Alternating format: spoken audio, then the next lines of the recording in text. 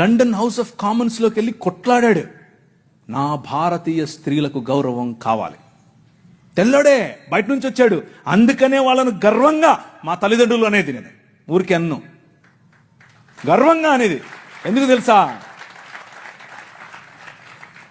మీరు బట్టలు వేసుకోకుండా మమ్మల్ని అనగదొరికితే వాళ్ళు మాకు జాకెట్లు పంచారు.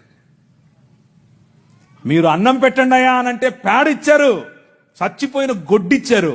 వాళ్ళు పనికి భృతి ఇచ్చారు భారతదేశాన్ని నిర్మించటానికి.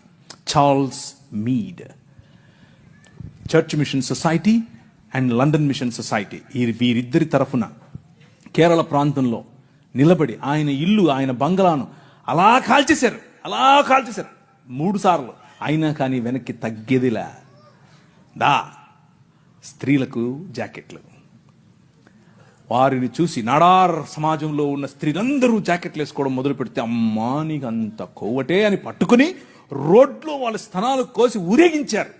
అయినా కానీ ఆయన అన్నాడు, దేవుని రాజ్యం, దేవుని శక్తి మీ మీద ఉంది, భయపడద్దు, మళ్ళీ కుట్టిస్తానన్నాడు. మళ్ళీ వాళ్ళకి జాకెట్లు వేసాడు. వాళ్ళని చూసి ఈడవ సమాజం వాళ్ళు జాకెట్లు వేసుకోవడం మొదలు పెట్టారు. కేరళ మొత్తంలో విప్లవం.